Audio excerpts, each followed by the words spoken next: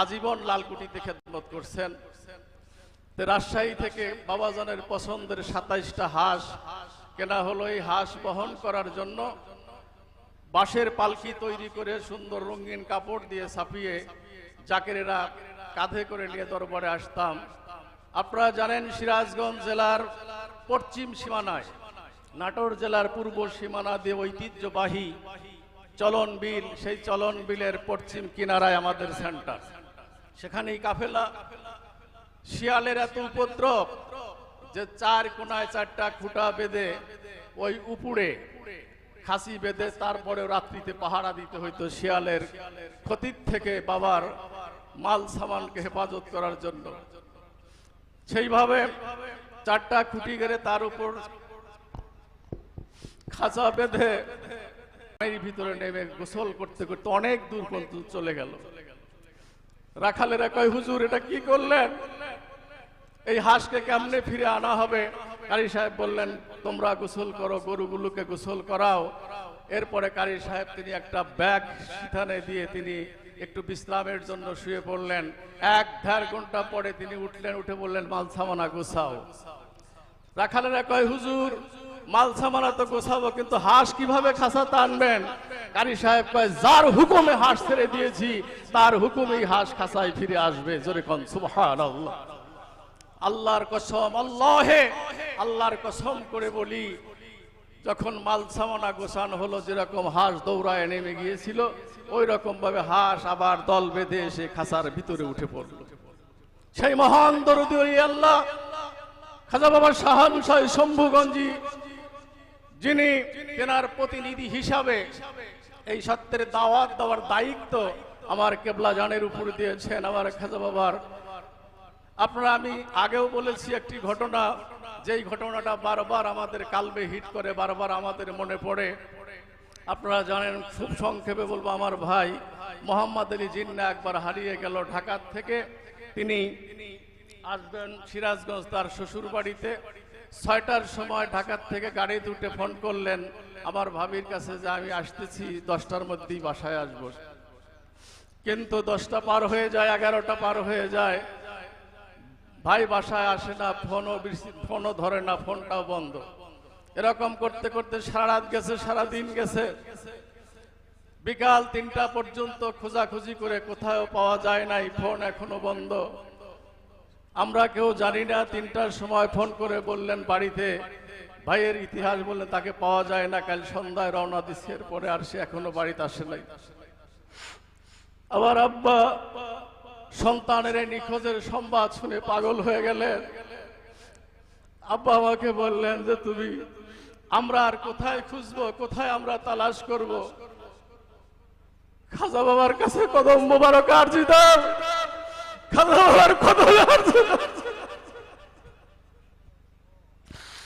আমি বাবাদেরকে ফোন করে ঘটনা জানানোর পর, বাবা জিন্নাকে আদর করতেন, বাবা শুনে অত্যন্ত মনে হলো তিনি বাবা যান খুব কষ্ট পেয়ে বললেন, জিন্নাকে পাওয়া যায় না। আমি বললাম, বাবা পাওয়া যায় না। বাবা কিছুক্ষণ সময় ফোনটাও কাটলেন না, কোনো কথাও বলেন না।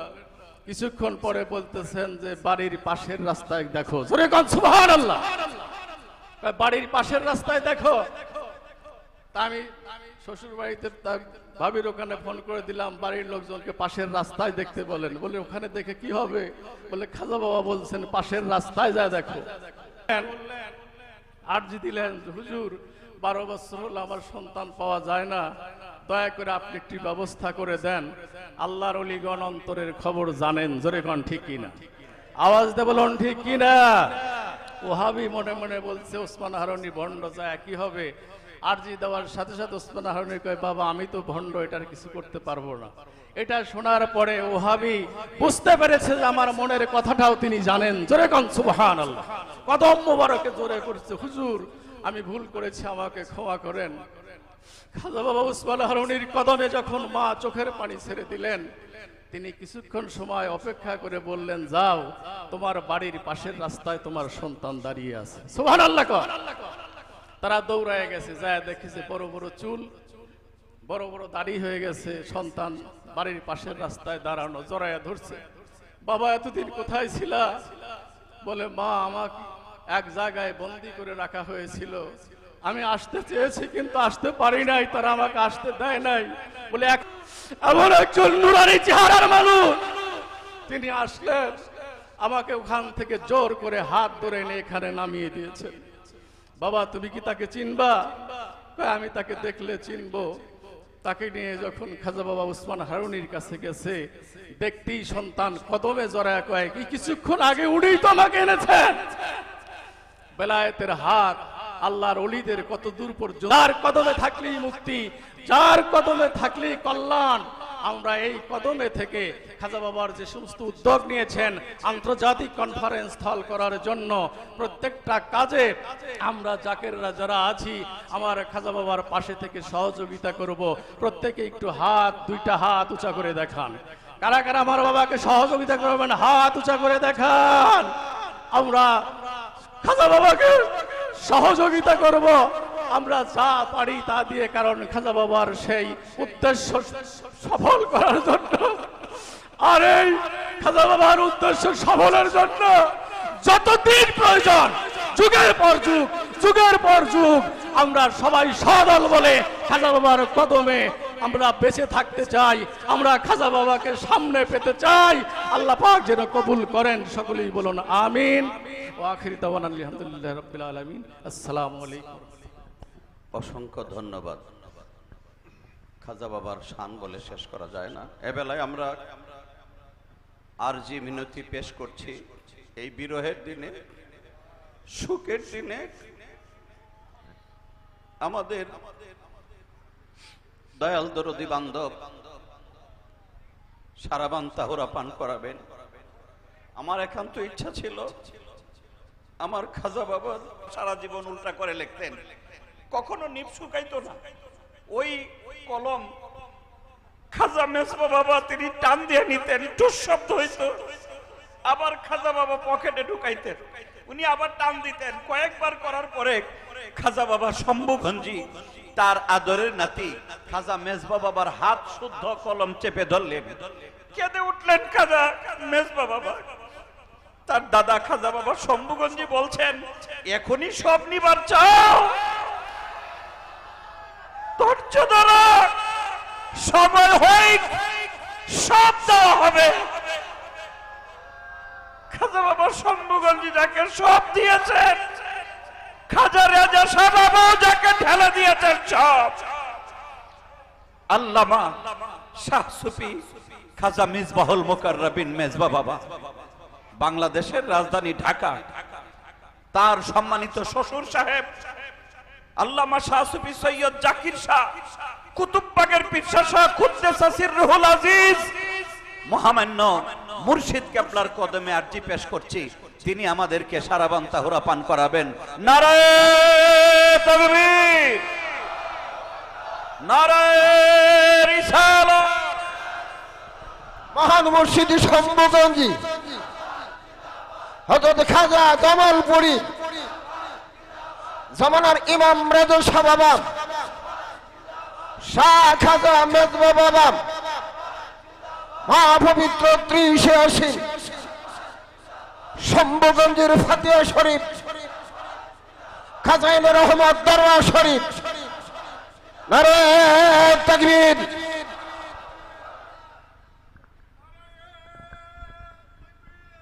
থামো থামো।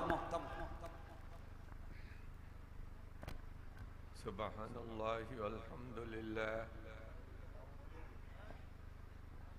ওয়া লা ইলাহা ইল্লাল্লাহ ওয়াল্লাহু আকবার ওয়া লা হাওলা ওয়া লা কুওয়াতা ইল্লা বিল্লাহিল আলিয়্যিল আযীম। قال الله تعالى في شأن حبيبه ومحبوبه مخبرا وامرا إن الله وملائكته يصلون على النبي يا أيها الذين آمنوا صلوا عليه وسلموا تسليما اللهم صلی علی سیدنا مولانا محمد وعلى آل سيدنا مولانا محمد أما بعد আজকে এই মহান জাকের সম্মেলন আমরা এখানে সমবেত হয়েছি কতিপয় আল্লাহর আশেক, নবীর আশেক এবং খাজা বাবার আশেক। এই তিনের ইশক যার দিলের ভিতরে এসে গেল, মনে রাখবে তার আর কোনো ভয় নাই। আল্লাহর ইশক, ইশক মানে মহব্বত, প্রেম, ভালোবাসা, আল্লাহর ভালোবাসা যার দিলের ভিতরে প্রবেশ করবে। সবের দিলের ভিতরে কিন্তু আল্লাহর ইশক প্রবেশ করে না। কাফের মুনাফিকদের দিলের উপরে সিল মারা, ওইখানে ইশক প্রবেশ করে না। দুনিয়ার ইশক প্রবেশ করে, ইশক মানে মহব্বত, এটা প্রবেশ করে, কিন্তু আল্লাহর ইশক প্রবেশ করতে পারে না। যার দিলের উপরে সিল মোহর অঙ্কিত করে, কোরআন আল্লাহ রাসূলের ইশক সকলের দিলে প্রবেশ করতে পারে। যাদের দিলের উপরে সিল মারা, ওই দিলে কখনো নবীজির ইশক প্রবেশ করতে পারে না। তারা আল্লাহর একত্ববাদে পরিচয় করে, আল্লাহকে মানে, আল্লাহকে মানে, মুয়াহিদ মুয়াহিদ বলে, এক আল্লাহবাদী, এক আল্লাহবাদী, তাওহীদবাদী বলে। মনে হয় যে তাদের থেকে বেশি আল্লাহকে আর কেউ মহব্বত করে। ওদের দিলের ভিতরে মুনাফিক, মনে রাখবে মুনাফিক, কাফের, তাদের দিলের ভিতরে কখনো নবীর মহব্বত ইশক প্রবেশ করতে পারে না। আর আল্লাহর ওলিদের মহব্বত ওই একই ফর্মুলা। যাদের কালবের উপরে সিল মারা, ওই কালবে কখনো আল্লাহর ওলিদের মহব্বত প্রবেশ করতে পারে না। এজন্য আল্লাহ পাক কোরআনের ভিতরে বলেছেন, তোমরা কি সফলতা লাভ করতে চাও? সফলতা, এটা বুঝতে হবে আমাদের। আমরা কি সফলতা লাভ করতে চাই? কিসের সফলতা? সফলতা হচ্ছে বেসাল। বেসাল, বেসাল শব্দের অর্থ কি? বেসালে হক, এটাই সফলতা। বেসালে হক বলা হয় যে আল্লাহর ওলিদের ইন্তেকাল। কোরআনে আল্লাহ পাক ব্যর্থভাবে বলেছেন, ব্যর্থহীন ভাষায়, যে লাতাকুলু লিমান ইউক্তালু, লাতাকুলু লিমান ইউক্তালু ফি সাবিলিল্লাহি আমওয়াত বাল আহইয়াউ, যে যারা আল্লাহর রাস্তায় শহীদ হয়েছে তাদেরকে কখনো মৃত বলিও না, বরং তারা জীবিত। আহিয়াউ ওয়ালাকিন লা তাশউরুন, তোমরা এটা বুঝবে না। তোমাদের দিলের উপরে সিল মারা। এজন্য আল্লাহ বলেন যে তোমার দিলকে পরিচ্ছন্ন করো। দিল তো অন্ধ হয়ে গেছে, ওই অন্ধ দিলকে তুমি চিকিৎসা করে প্রস্ফুটিত করো, তাহলে তুমি সফলতা লাভ করতে পারবে। ওই বেসালে হক তুমি লাভ করতে পারবে। আল্লাহ পাক কোরআনে ফয়সালা করে দিয়েছেন। কি ফয়সালা? আল্লাহ পাক বলেছেন, আমাইয়া তাআল্লাহ ওয়া রাসূলুহু আল্লাযিনা আমানু ফাইন্না হিজবাল্লাহি হুমুল গালিবুন। এখানেই সফলতার কথা, বিজয়ের কথা।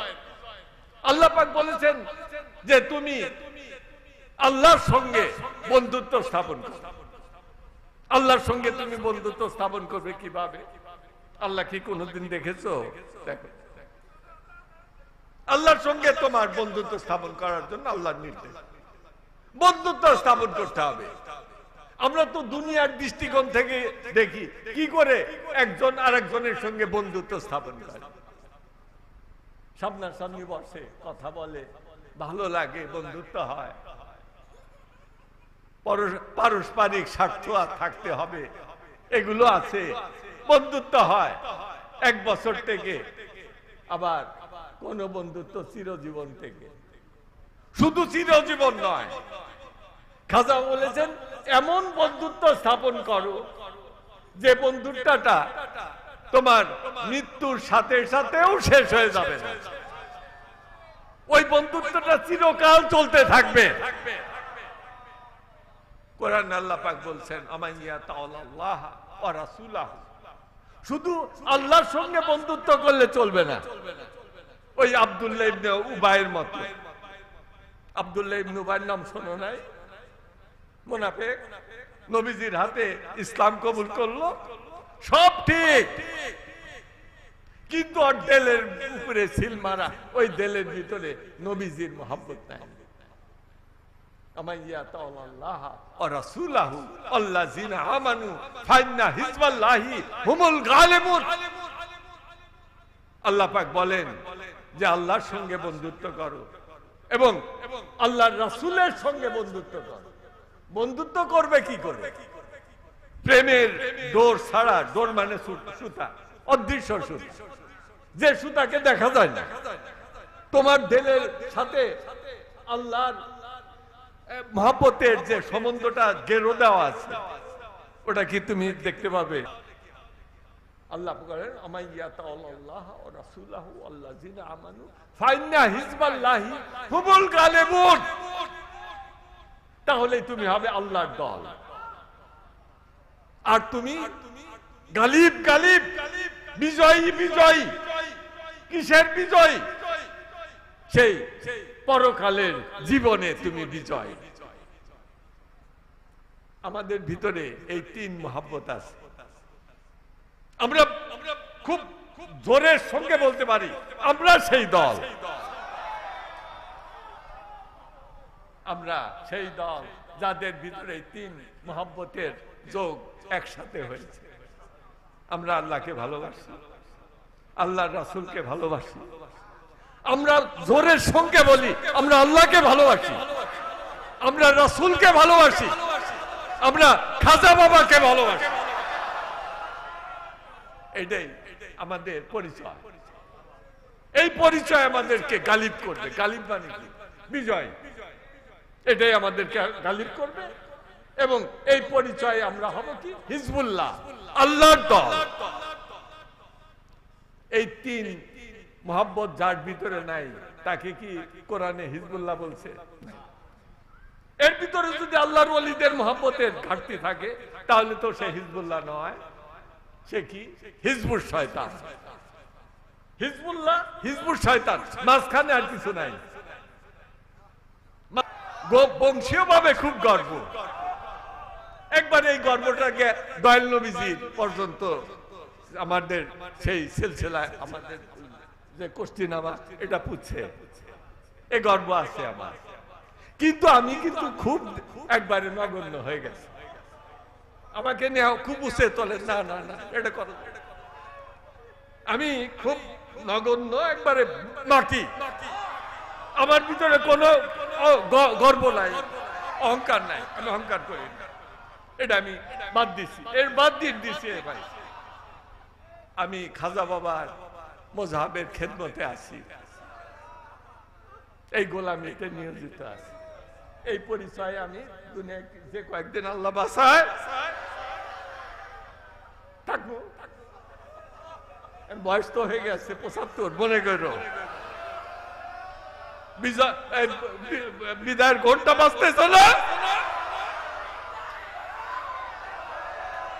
কিন্তু আমাকে